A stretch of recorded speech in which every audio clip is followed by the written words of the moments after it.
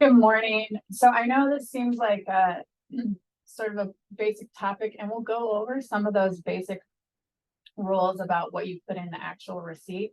But we're going to start out in general about gifts, and I think we'll cover then some topics that might be a little bit harder to deal with, like love offerings and designated gifts.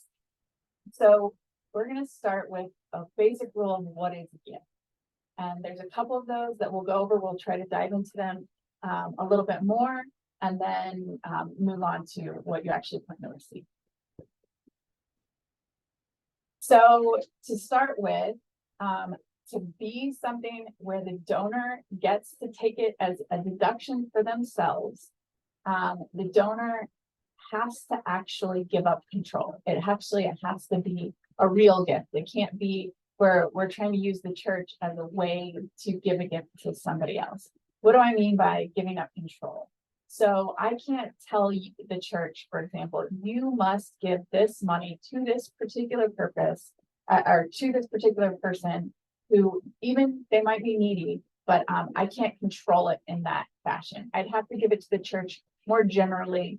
And the next thing that we're going to talk about for a designated purpose is possible, but it would be a general purpose, not something quite so specific. And it must be consistent with the organization's mission. So, for example, if you're giving a donation to a church, you probably aren't going to, it can't be like, oh, well, we're giving a donation to the church for planting of trees in the city park, because the church really doesn't have anything probably to do with planting of trees in the city park. Something just very random that has nothing to do with the church's purpose, as a way to get those to be deductible, even though maybe the city was collecting donations for trees, but you're trying to use the church essentially as a pass-through. That doesn't work. That is what a conduit transaction is. So what does that mean? Again, the most common example, I've been trying to give sort of nuances here for these three different types, but the most common example to give is somebody's house burns down, right? And as a church, we want to raise money for them. That's like a really terrible situation to be in. And we have a fundraiser for this family because their house burnt down. Well, it doesn't matter that this family was someone who needed those funds. You can't do that. You can't give it to the church to then turn around and give it just specifically to this one family. And that would be a different scenario if the church had this fund that it has, a large fund or whatever type of fund, a fund where people can come and ask for resources when they need it. So the family could come say, our house burned down, we need help, can you please help us? And there's this fund that exists, and there's maybe a committee that decides this fits within our description of this fund, and we will choose to grant a certain amount of money, whatever amount that committee chooses. So as you see that when the donor has given up control, the money has gone into a fund, they don't control it. It might be for the missional purpose, and that is consistent with the mission of the church, but it is not a conduit transaction because you do not give it saying, please give it to the specific family whose house burned down. All right. So on to designated funds. How can you designate a fund? What sort of things you should be thinking about when you solicit these gifts? So the most common of this in the church setting is building funds. You want to do a building expansion and you say, we're raising money for this, please give money for the new chapel that we're going to build, or the new stained glass window. And people write on their check for the chapel, you've solicited it specifically for that purpose, and that's what they've given it for. What does that mean? It means you have to use it for that purpose. So think about that. There's some things to think about as you would either accept those gifts or as you would solicit those gifts. So before you accept a gift with a designation on it, this might come from a will where they said it can only be used for this purpose. You might actually not want to accept it because it's so onerous to accept that type of money to meet that expectation, that you don't want to accept those funds. And sometimes it's not worth it. Similarly, like designated funds, there's some gifts you don't want. There might be some bad property out there you don't want. So there's reasons to turn away gifts. You don't want to be in a position to just take everything just because someone's given it to you. So think about it before you accept a designated gift, and then some things to think about before you solicit them. You can solicit or say, look, we're planning on doing this. We would like to use the funds for this purpose. But if we don't use it for this purpose, we are going to put it in the general fund. So when you make a solicitation, if you want it to be more, if you're gearing up for a particular purpose, you can still give yourself some flexibility on the end. So even write that like in the gift receipt, if it's for a specific purpose, or something, and be very clear every time you talk about it that you might use it for something else. And that gives you a little bit more flexibility than trying to go back to donors later. Because a lot of times these building funds happen over a long period of time and can even happen over different leadership terms. And it will then be decided that you don't want to use it that way. So you want to set yourself up for success and not having to go back years later to try to find all the donors of those, $10 checks, to say, hey, do you mind if we use it for a different purpose? So if you are in that situation, how can you change the designation? Or if you have this old gnarly gift, GCFA had a gift that it was a very old gift and used very old, inappropriate language, and you can change those. There's sort of two ways to do that. One, you can go to court. That's the standard way, and you can get a judge to reform it. They will probably try to do that within the scope of what is possible. What do I mean by that? Like if you're saying it has to be to a school for boys, for example, you might be able to get that reformed to a school for boys who don't have parents. Kind of weird language. That might be something that you have that's old, right? And instead you might say to a school, a public funded school that provides support for individuals with needs or something. You might be able to get it reformed within sort of the same scope, the school's scope.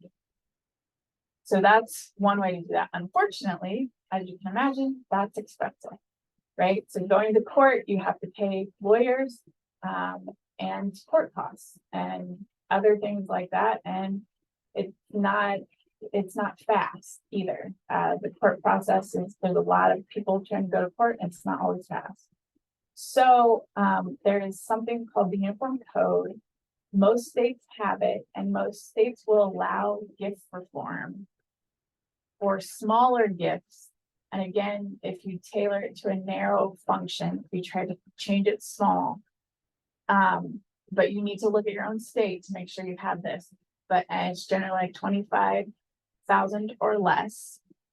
And you can submit a letter to the Attorney General of your state, telling them about the gift, what the designation is, why you can't meet that purpose, that very limited purpose, and then what you plan to change it to. And if you don't get a response, which is kind of a great way to do it, so you don't have to wait for a response, but if you don't get a response within a certain amount of time, you can go ahead and do that, make that reformation of the gift. And so that's an option available to you. Yeah, do we have a question? Can you repeat what that option is called? Yeah, so that option you would find there's not a name for it. It would be, you would find it, it's something that the Uniform Code is sort of like template language for states to utilize that attorneys have put out there saying, hey, this is a good practice. We need these types of codes. And a lot of states adopt a lot of the Uniform Code for different purposes. So you would look for some type of gift form that has been in your code. It would be different for every state. Got it. Thank you. Mm-hmm.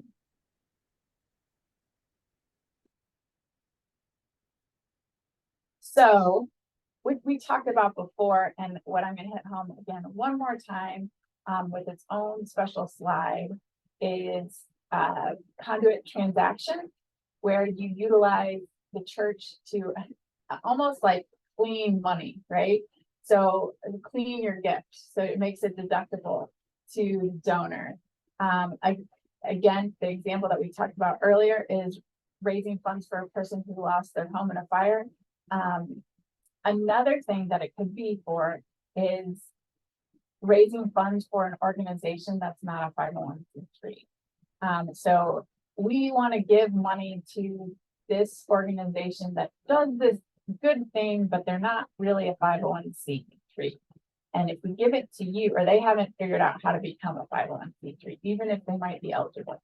So if we give it to you and you give it to them, then it's okay. That doesn't work. And also it doesn't allow the church to have control, which is again, back to one of the main rules about gifts. So again, I want to go, what's the difference between a conduit transaction and a gift? You have to give up control of that. Again, what a conduit transaction is not that fund that we talked about earlier, which is you can come to our church to ask for money, and we have this large fund and we give that out and we determine the amount that is getting from this fund. That's the distinction. Moving on to love offerings, something that happens a lot in church. They are not conduit transactions. What are they? They are taxable income to the clergy member. So why is that the case? Because a gift is not something that is for a service performed. It is something that must be spontaneous in nature. It cannot be solicited, and it can't be a tax deduction for the donor. Love offerings. So what does that mean? Or like why? So why is that the situation? Let me try to give you an example of what normally happens, right? And how this triggers it. So someone stands up in front of the congregation, so-and-so is leaving. We would like you to provide, or please consider providing a love offering solicitation. You can put that in so-and-so's mailbox who works for the church, and that person will consolidate it and give it to the individual in one check, probably written from the church. So that's generally how that transaction works. Even if you're trying to say, oh, hey, let's do a workaround. We're not going to give it to someone at the church. You give it directly to the clergy person. Well, so there's still probably the solicitation that occurs. And then it's probably for services performed, because why are you giving a love offering in the first place? You're giving it to the individual because of what they have done at the church, for the church, which is their job that they get paid for and they pay taxes on. So unfortunately, love offerings are taxable, even if you just get the gift given to you at the end. And honestly, most gifts throughout the year, if you received an extra gift as like a, hey, thanks for being clergy from a particular person, or a gift, and gift cards are cash. I don't make the rules. Sorry. Okay. Rule 2. The gift must be to or for the use of a qualified organization. What's a qualified organization? It is a 501c3 organization. It is foreign organizations cannot be qualified organizations. It is possible that they have a local organization that has a foreign mission. That's something different, but if it's a foreign organization, it does not qualify. It is not for individuals or families. That is not a qualified organization. So that is not a gift that is deductible. You can give to people in general, it's just not deductible, and you can't get a gift receipt for it. Okay. Rule 3, the gift must be of money or property. What does that mean? It is not for volunteer time or services. no matter how valuable or expensive your time or services would have been. So if you come, or if I come, I'm an attorney and I volunteer at a clinic through the church for services. Despite how much I could possibly charge per hour, I get that is not a gift for my time. It also has to be out of pocket.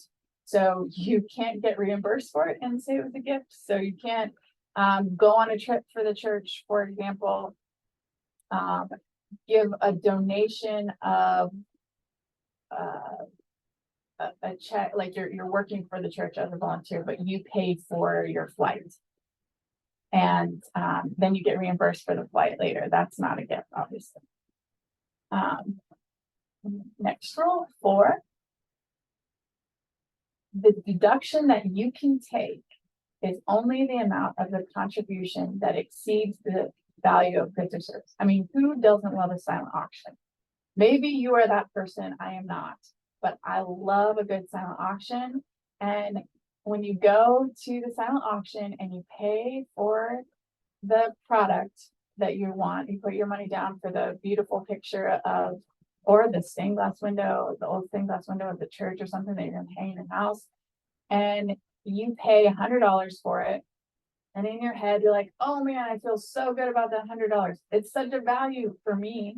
And it's such I'm contributing to the church, and they're getting rid of an old stained glass window in a like super efficient, wonderful way. Well, if the value of that stained glass window, because I got such a good deal, and so I'm feeling really good about myself, is $300, I have made no contribution that is deductible. Now, if I go to this silent auction and I paid $400 for that $300 value window, I get $100 deduction. And so the silent auction is my favorite. Another one that I put on this slide that is very common is you get a meal. You pay for a meal, the fundraiser for the kids, and you go in and they charge $25 for their, hot dog and chips. Well, their hot dog and chips is clearly not $25. You would not pay $25 for that from the convenience store where you could have gotten it. So what is the value of the hot dog and chips? Maybe it's $5. You made a $20 donation. When can you take this deduction? It must be taken during the year when the contribution was paid or delivered. So, at the end of the year, we're getting to this time where people go through and they make a pledge on their pledge card of what they're going to give for the upcoming year. I don't care what it says on the pledge card. You can only give them credit for what they actually paid. Makes sense, right? Also, you can only get credit if you, in the year that you actually paid it. So if I'm like, oh, I'm running a little behind, I'm going to finish my pledge in January when I get my paycheck in January. I went a little overboard on Christmas present. Well, that's in the next year that you can't take it for the current year. And it is for checks that are mailed. I think this is becoming less common, but if you do checks, it is deemed delivered on the date the donor mails the check. So thankfully, they put a little stamp on the corner of the envelope that tells you that date, and that's how you can know it and record it that way in your system. So we're getting into more of the finicky rules with this, but some limitations. Generally, if you've got someone who can give up to 60% of their adjusted gross income, that's the limit. There's some different limits on non-cash gifts. If you are getting to these limits, congratulations, and take the time to look it up briefly. And some of these can carry over. So if you've got one of these great gifts that you're getting, look at some of the carryover possibilities to help that with that donor with that donation. The good news is most of the time, the responsibility of verifying if something is deductible or not is not on the church, it's on the donor. But practically speaking, if I'm giving you a gift, it would be really kind of you to help me substantiate that so that I want to keep giving you gifts and making it easier for me, right? So we want to help donors with that process. And we're going to go through some of the rules on what they need so you can think about that. And if you do mailings or gift receipts and you haven't automated that process with a system that does this, consider on the bottom of your template what you might want to include. So sometimes all the donor needs, it depends on the gift, is it like a canceled check record, but they often need an acknowledgement and maybe a disclosure, and sometimes forms, just depending. And we're going to go over some of those specific rules now. So the less than $250 rule. For each single gift, that's a single gift, it's if over the course of the year I give more than $250, fine, but if I give $250 at a time, what I need is just the bank record and a written receipt from the organization, or a written receipt from the organization saying they got the gift. So normally, like if you do like the printout of these are the gifts when you gave them to the donor, that's sufficient. Non-cash gift for something with a smaller value, receipt from the organization, the church, and the date of the gift, and sort of just a broad description. We got given table. We got given, a dining set, something like that. You don't have to try to value it if it's something that's not obviously over that rule. Okay, this is the more than now, right?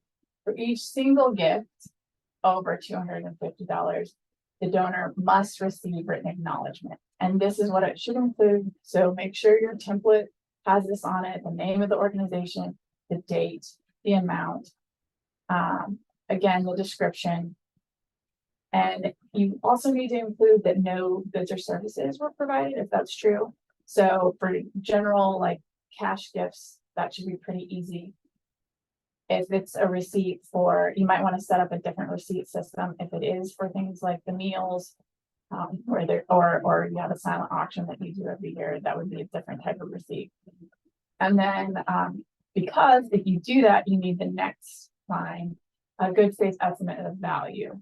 So if you're giving a meals, you need to do a good faith estimate of the value of the meal, and then you can give a gift receipt or a good faith estimate of the silent auction item. Honestly, a good way to do that is when you're doing a silent auction, you can put the value at the top. Everybody understands what would be over or under that value, and then trying to bid when they're bidding around that. But that's an idea. Maybe it's not the best philosophy to get the most money. I don't know. You also make that consideration, but one suggestion. And then the statement of so in religious organization, there's an IRS rule that says that if all that you're getting back is of the benefit, because we're all here today because we think that there's a high value and benefit to participating in a church, and that's something that you get back sort of through your donations is being able to participate in the church, but the church continues to go on and you are getting to attend. And so if it's entirely intangible religious benefits, you can write them on the receipt, and that's helpful for them too. The quid pro quo disclosure rule. So when a donor receives goods or services in exchange for a single contribution in excess of $75, then the church must disclose to the donor the deduction is limited to the excess of the value of the gift. Again, going back to what we've just talked about, and the providing the value of those goods or services. So it was in the previous slide. This is a special rule. As you will see, it says in excess of $75. This is related to goods. Okay. Good news is you do not have to do that if they're considered insubstantial or token. what that means is like a coffee mug, a pair of awesome sunglasses, that's another thing we hand out, or maybe like a trucker hat with the church's logo on it, something like that could be insubstantial or token. What is not insubstantial or token ever, again, is a gift card. There's a money value, it's seen as cash. And you also don't have to do it if it is not meant to be a gift, even if it's a way that you might raise money for your organization, and you might charge a little more, and they might be able to find it on Amazon cheaper. So primary way to think about this, and the most common way it shows up is like a gift shop. If your church has a gift shop, something like that. But a purchase at a museum gift shop is super common. Museums are also generally in this category. So thanks for bearing with me for these very nitty-gritty rules. We just have a couple more. And one is for larger gifts that are non-cash. The IRS wants to track these, and they, as you can imagine, these are the types of things that people want to, cheat on the edges around, right? So if there could be a shady organization, so the IRS wants to track that and make sure there's not. If you give a large gift of something like a rundown, worthless car, and then you try to take a tax value that is tax deduction of the value of that car that is substantially more than it's actually worth, the IRS doesn't love that kind of thing. So instead, what it wants you to do is fill out a form. The church will have to fill out a portion of it. So like there's two people here saying the same thing. That's sort of the idea. And then the church may have to fill out a form if they sell it within 2 years. So why is that? As you can imagine, if I got a beautiful picture donated to the church, we went and it was worth $2,000, and we went through this process. You gave it to me, we filled out the forms, and then 2 years later I sold it, and I was only able to sell it for $100. But we both put $2,000 on that form. I was even going to love that, and the donor might have to.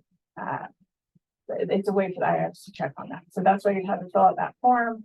There are even more special rules. I drew out the car around cars, boats, and planes, as you can imagine. Those are probably common areas where this is an issue. And if you get donated a plane, also congratulations. So it's worth looking up the rule. Well, I guess you could have a trash plane, and then not congratulations. So, but if you get a plane, look up the rules. And then that is all I have about substantiation, and I am open for all of the questions. If your church receives a large donation over $30,000 through someone's will, but there was no designation, is there anything that they must be aware of for that? No. That's great news. No designation. You just got a large gift. Wonderful. Yeah. I have a question. I'm intrigued. So if someone makes let's say someone makes a donation, a large donation with a designation, is it possible to put an expiration on the designation portion to say, I want this to go to this type of ministry for the next 10 years, and then if it's not utilized, to lift the designation? Or is that too tricky? So I think you could probably actually do something like that, except for you'd have to specify what you mean for the next 10 years. So sometimes someone might put a restriction on a gift that said you can only use the earnings on the money as opposed to actual money, or the principal amount. And so if they are saying, hey, for the next 10 years, I want the earnings to be used for this purpose. And you should consider, if you are comfortable, look at, there are lots of sample gift policies in general of what you will accept and what you won't accept, because like you don't want to end up with land or, I don't know, a timeshare that ultimately you end up paying something for and no one uses, or things like that you can't sell and are hard to have value. But also things like this, like restrictions, if they are giving you $1,000 and they only want you to use the earnings on the principal. That might work because you have a fund and that you put all that type of money in and that works. Or it might not work for you because really you need to spend $1,000. So, and the church can make designations and then change them. So if the church makes the designation, that's very different, right? Because then the church has the power to change its own designation, no problem. So if, for example, if the church currently has a policy of, oh man, we're not going to touch any of the principal, that's just our internal policy of our building fund. We have this large fund that we put aside, and we're nervous about the future of the church, and we only want to use the earnings. Well, at some point you might say, well, man, we really want to do this big project and it would tap into the principal. You can change that yourself. That makes sense. Yeah, I think, especially working at GCFA, we've all seen cases where churches have little to no operating money, but money just sitting there designated to ministries that maybe no longer exist or purposes that they no longer need. So I think just clear communication with people that are looking to make that legacy type of gift, and just be honest with them about what would best serve the church, because nobody wants to file paperwork and go through all that type of thing. And then the other thing that intrigued me about what you said is you can say no to a gift. Can you, I guess that's kind of a new concept to me, and maybe it's common sense to other people, but you could, so if someone gives a gift that it's just going to turn out being more work to the church than a benefit, you can just turn that gift away. Is that right?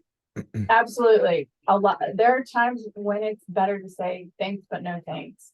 That doesn't work for us.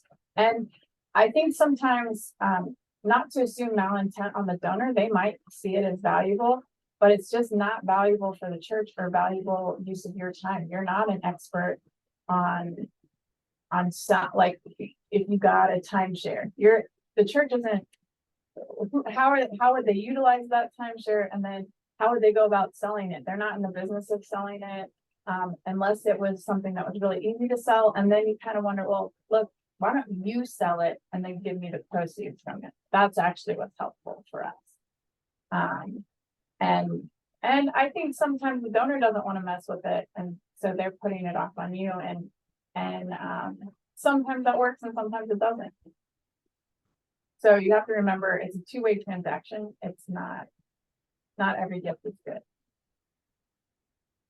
That's great. All right. Well, I don't see any more questions. So to wrap this up, I'm just going to mention again that this video will be made available to everyone who registered, as well as the PowerPoint presentation. We're also going to have some follow-up information that goes out to everyone who registered. And that information will include some updates from Letitia over questions that were asked. And just keep in mind that keep this as an open dialogue. You'll get our contact information. We're here to help you. So if you have any questions that didn't get answered, or you need any clarification, please reach out to us, and we're happy to help you with that. So thank you all so much for joining us today, and thank you, Letitia. Thank you. Have a great day.